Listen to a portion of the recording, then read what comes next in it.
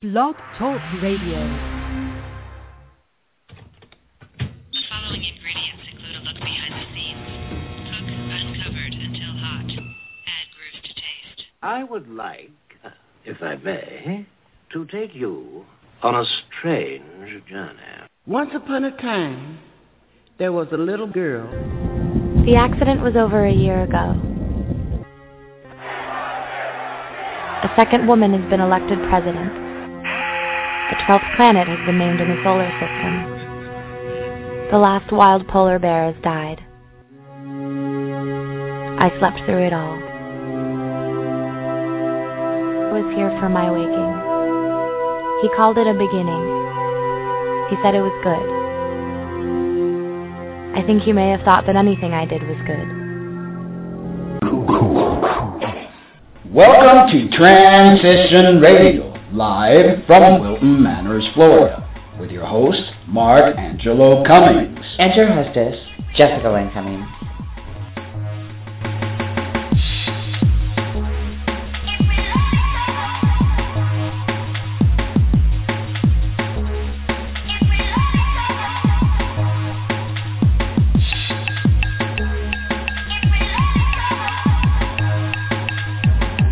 Show for trans folks, by trans folks, here to let your voice be heard.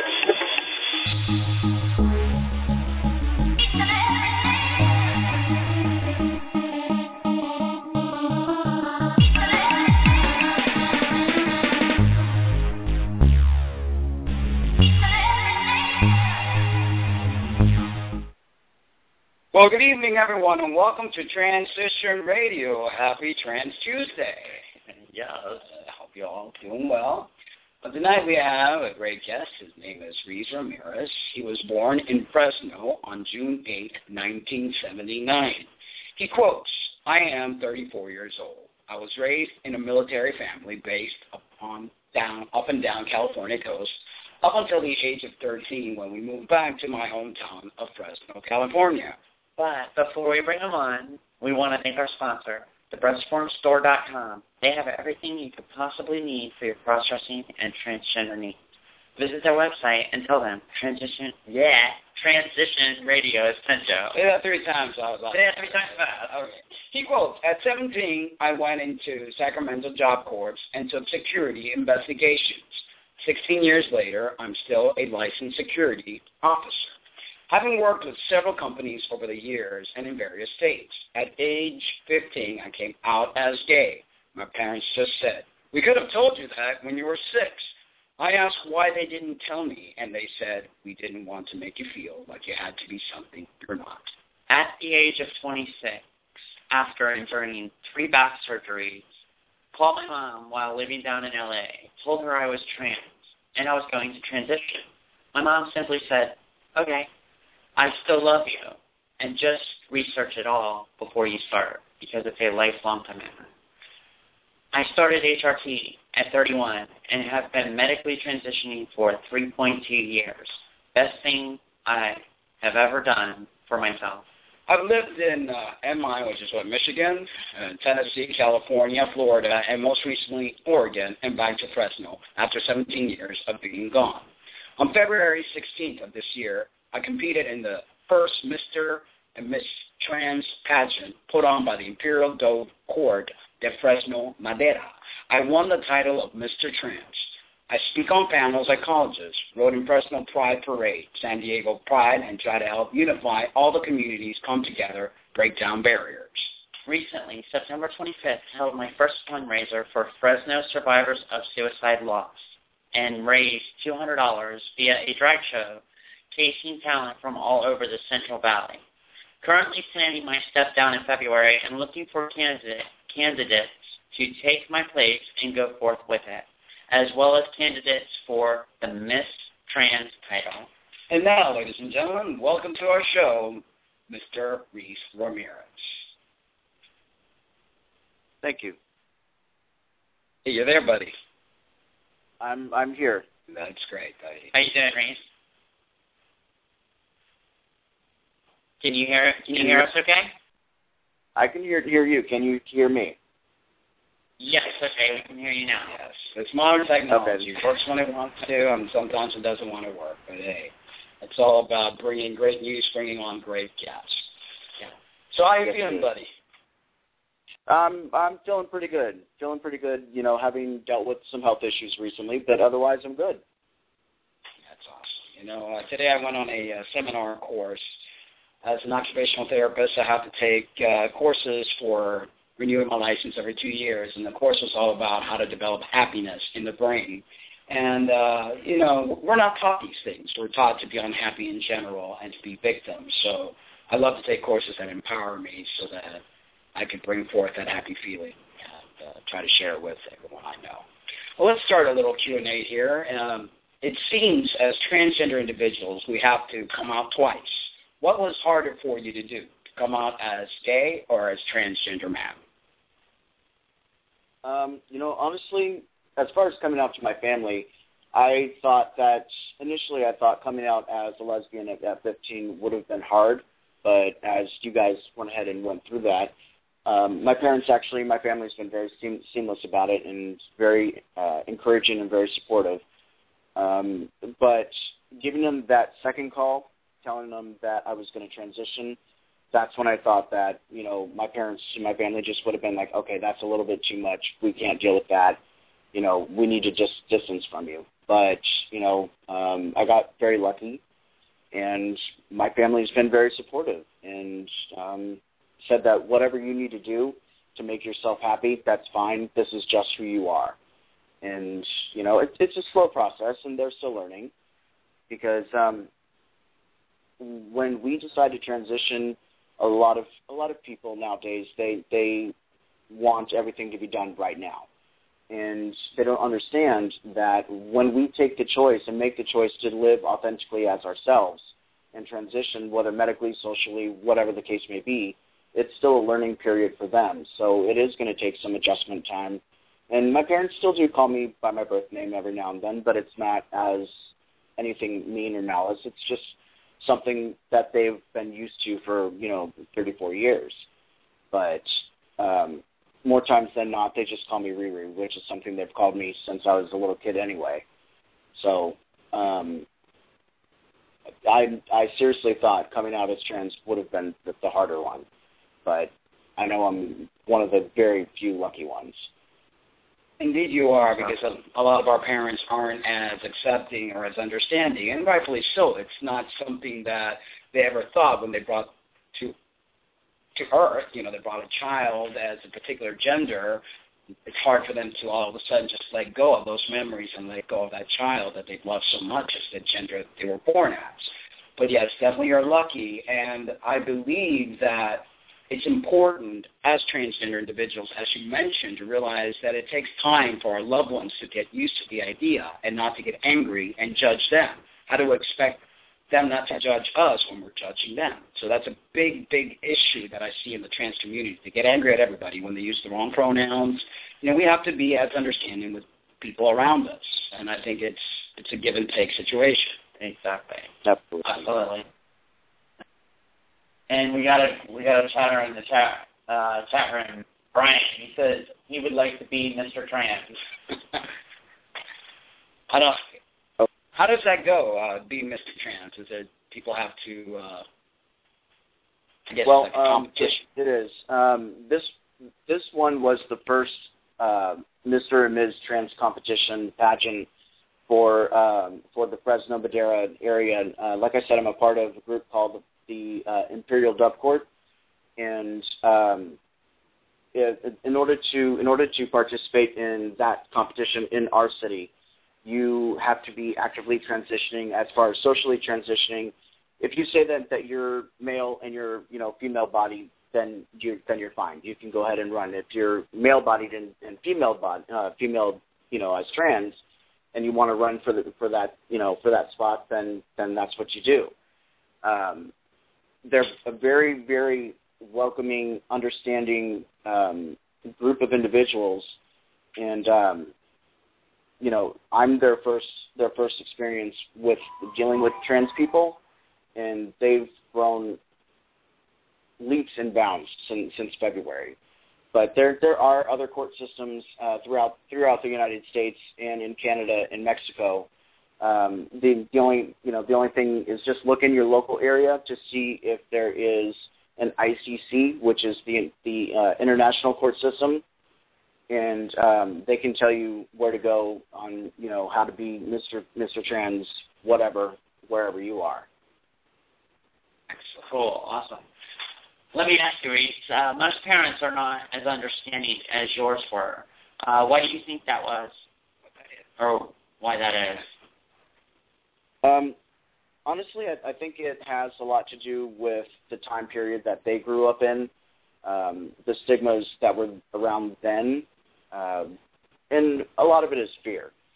Like, my mom supports me, okay? She thoroughly understands that this is just who I am, and she loves me just the same.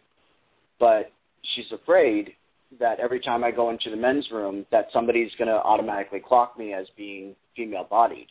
So she's afraid for my safety, which is a valid concern for any parent. But after Matthew Shepard, after his whole incident, that's when I moved to Michigan. And the first thing that my mom said is, you need to contact me every week so I know that you're alive, because I don't want another Matthew Shepard incident. And that is so true. A lot of our parents, fear is what makes them react the way they do.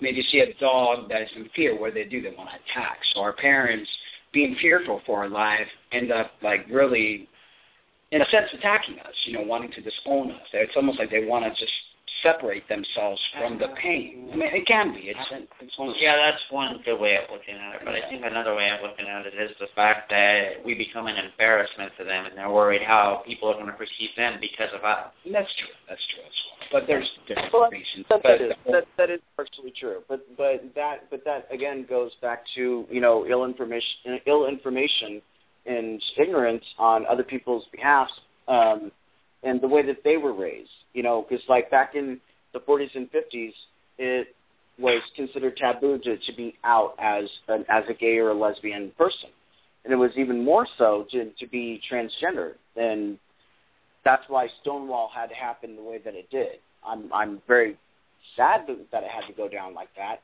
but up until that point, there was no way for people to accurately see that, these aren't just freaks. These are just people living their lives.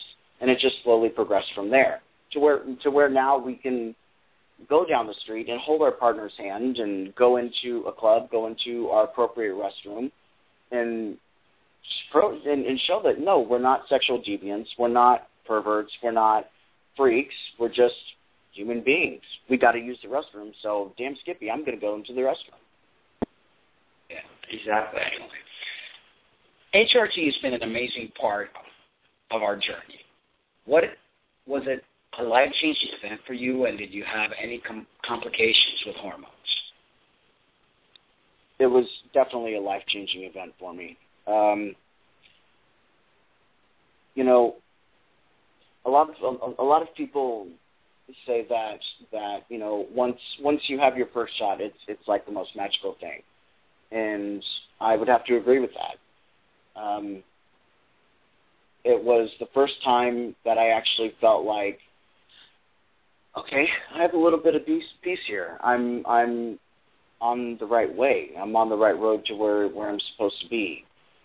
The only kind of advice I can actually give to other trans men or trans women is, we only get to do this once. We only get to go through this transition once.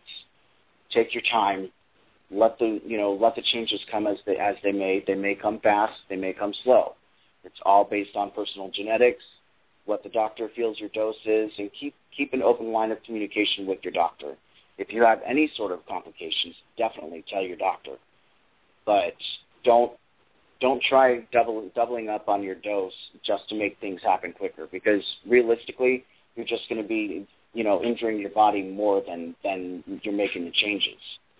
Does that make any sense? And that's great advice. People think that more is better. More is not better, especially when you're playing with hormones. It can really lead to a lot of complications, a lot of health issues. And we're teaching our doctors, because this is relatively new, this whole concept of taking hormones to change your gender. So more is not better, and there's a lot of complications like high blood pressure, you can get diabetes, a whole bunch of different slew of things that could happen to you. So just listen to your body, take your time, it's going to happen, just be patient. I know it's hard to be patient, but I'd rather be alive and be male than try to rush something and end up in a hospital with a bad disease or even die from it. So good advice. Exactly. Absolutely. You won the title of Mr. Tranz in Fresno. How was that experience for you? Honestly, that gave me a new lease on life. The January before that was the last time I had attempted to commit suicide. I wasn't exactly in the best place in my mind. Dysphoria was getting to me. The thought that, top surgery was never going to happen was really caving in. And also, I was dealing with some issues from a previous breakup. And one of my friends here, Scott, he introduced me to a guy named Zoyer, who runs Tranz Emotion, which is another group I'm affiliated with here too, that they do support and outreach and speaking panels and things like that. It's a really great organization. Well, Zoyer is the one who told me about the pageant for Mr. Tranz Fresno. Zoyer was competing as well. And I figured, well, it's something, and might as well at least give it a shot. And that was also another big milestone for my family as well, because that was the first time that my mom and one of my aunts had actually been to any sort of a drag show or any sort of competition that was GLBT related. And that moment when they said that I was Mr. Tranz Fresno, all you could hear was two women, it was my mom and my aunt, jump up and start screaming. And it was absolutely amazing. It was absolutely amazing. And because of that, I've been afforded the ability to go down to San Diego, ride in their Pride Parade down there. I worked with their T-Spot down there and tried to get, a couple $1,000s worth of donations just for their raffle. And I've been able to meet a lot of cool people, and I'm really thankful for it.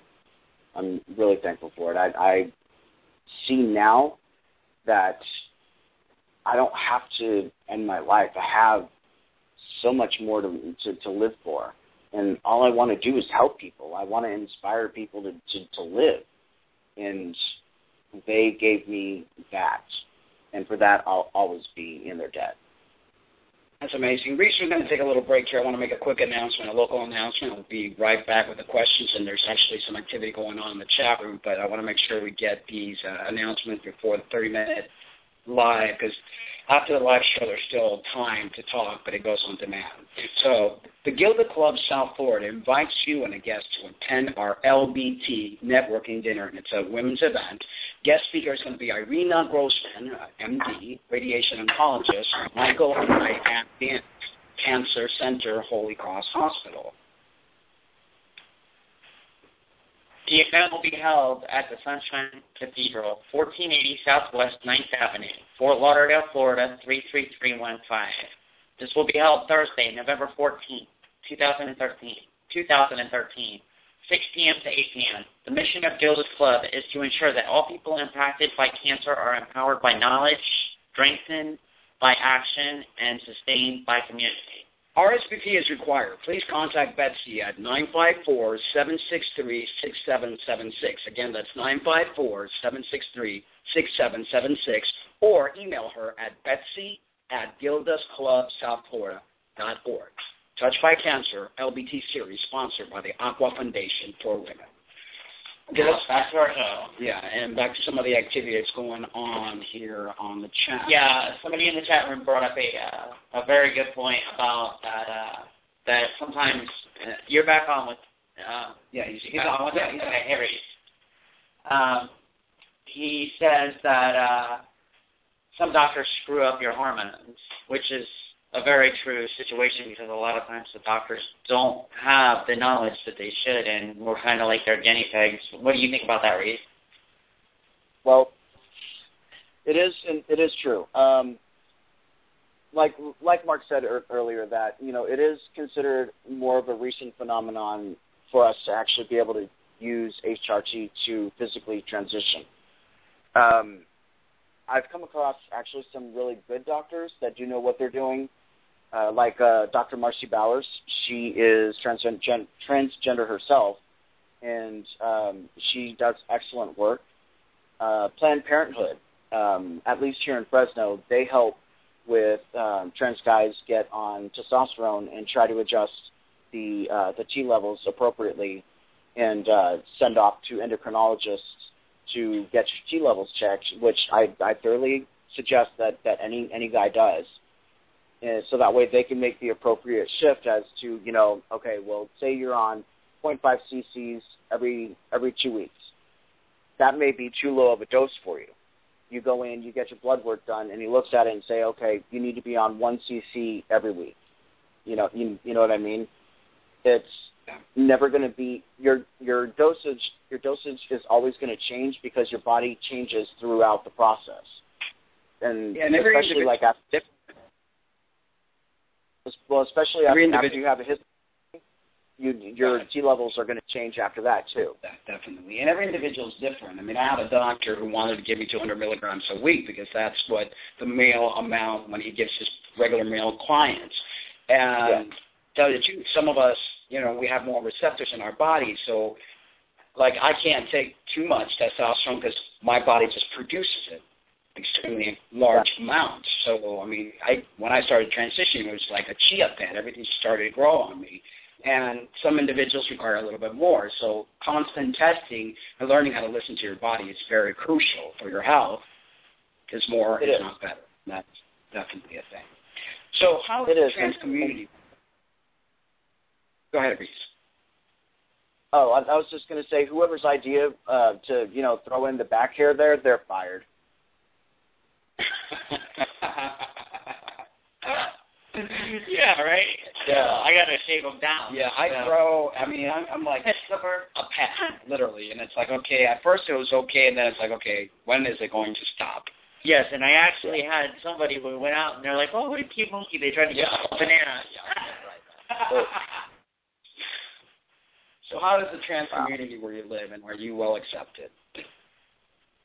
The trans community out here is actually pretty good. Like I said, I'm a part of Trans Emotion, and there's a couple other organizations out here as well, but Trans Emotion is one of the biggest ones, and it's fairly well recepted. People like out the county, they make referrals to Trans Emotion for mental health clients or just clients in general that need that sort of a support system. And the mental health system has actually got a hold of me to try and help do group therapy sessions for the GLBT clients that they do have that don't feel right stepping outside of that system, just to deal specifically with county.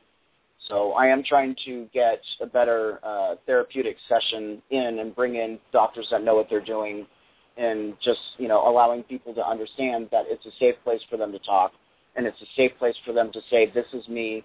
I don't know if I'm going this way or if I'm going that way. They just need help understanding. You know what I mean?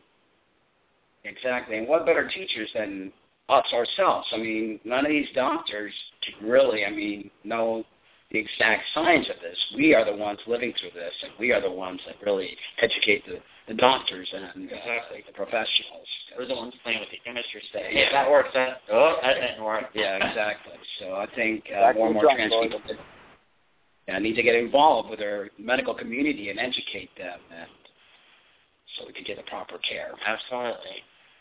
So, Reese, what was the most important part of your transition, and what advice do you have for your transgender brothers and sisters? Honestly, I think the most important part of my transition was just coming to terms with, this is who I am, and I need to stop putting me on the back burner. I need to take care of me. I can help other people all day long. That's fine. But I can't be of any good help to them if I'm not taking care of myself. So for me, I had to do that radical act of love and start HRT, going into whatever therapy I needed to go into, do all the research that I needed to online, talk to people, and I suggest that other people do that as well. You know, if you have any questions, Google is a good thing. There's plenty of links on the internet. There's the transitionalmale.com. He has transitional products and a list of therapists and doctors by state. There was the Hudson's Guide for a while, and last I checked on it, it was a little bit outdated, but it's still there. And it still does have some good resources. But I think just slowing down and really taking a good hard look at yourself is the best way to start, and just go from there. Just go from there, and like I said, have that open line of communication with your doctors. It's great advice. And as you mentioned earlier, you know, people want to get from 0 to 60 when they start this whole process. It takes time. You know, when we were young kids and we were going through puberty, things didn't happen overnight. It's a process. And I highly recommend to enjoy the journey because it's a beautiful journey. You know, we're great people. We're here for a reason. And I, for one, am very glad of the path that I took, and I've loved my journey, and I love myself, and I think transgender people rock. Yeah. Totally. If I had to do it all over again, I probably would. Just a little earlier. I'm fine. How it happened. I took on Mommy's skirt. Mommy, I want one. And be good to go. So, Reese, how can people get a hold of you, and do you have any last words you want to say? Well, you can find me on Facebook under Reese Ramirez. It will bring up like 2 or 3 different profiles actually for me, but the main one that I use, it has the transgender symbol with a candle in the middle of it. That's my main profile page right now. And then there's my public figure profile, which has a picture of me wearing the sash, which I see has been scrolling around on the screen. And you can get a hold of me that way, or if you have Voxer, you can go ahead and box me anytime. I'm on Skype under that trans man. Let's see. If you want a direct email address, you can get a hold of me at Malice Lives, M as in Michael, A-L-U-S as in Sam, Lives, L-I-V, V as in Victor, E-S, at hotmail.com. And I would just like to say that, you know, thank you for having me on the show. I know we've been trying to get this worked out over the last couple months, but I hope that this helps at least one person. And, yeah, if anybody ever has any questions, feel free to go ahead and get a hold of me one way or the other. I also have an ask.fm page, and you can ask me questions anonymously there too. Awesome. They could also go to our website, and you'll have your own guest page there. And I think we've already linked it directly to your Facebook. Thank you so much, Reese. It's been a pleasure, and thank you to the chatters. We're going to go ahead and do our little trans news section. It's been a pleasure, Reese. Thank you, Reese. I'll help you get. Not a problem. You know, we love you, buddy. Yes. We love you too. Talk to you soon, Reese. Thanks. All right. Thank you again. Right. Thank you. Well, today in the trans news, as we're trying to keep that stuff that's active and recently, could Carmen Carrera be the first transgender Victoria's Secret model? Well, RuPaul's Drag Race Season 3 favorite Carmen Carrera made history when she publicly transitioned after the show's conclusion.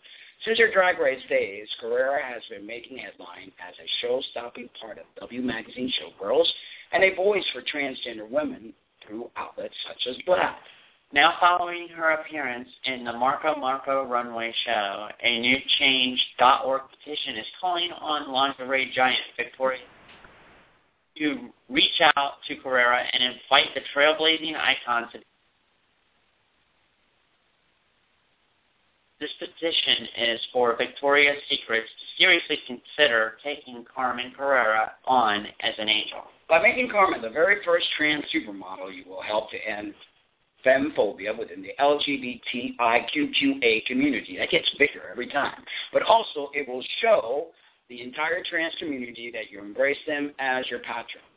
But as much as she'd love to walk that runway, Carrera's not holding her breath. I mean, in all honesty, let's keep it real. I know how these things work in the industry.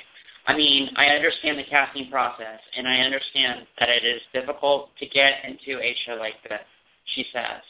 But at the same time, I definitely feel that I meet all the requirements. While many are thrilled with the progress of trans women making it into the mainstream of the modeling world, some are more skeptical, and many are still extremely transphobic, expressing sentiments like the comments on Hollywood Life. She quotes, "I have nothing against transgender females, but this is taking it too far. They should not be considered women, no matter how many plastic surgeries they have. You're either a male or a female." Similar issues were raised when last year the Miss Universe pageant announced it would allow transgender contestants after a Canadian woman, Jenna Kalikova, petitioned the board to discard the rule that natural-born women only be allowed to compete. And that rule has since been changed.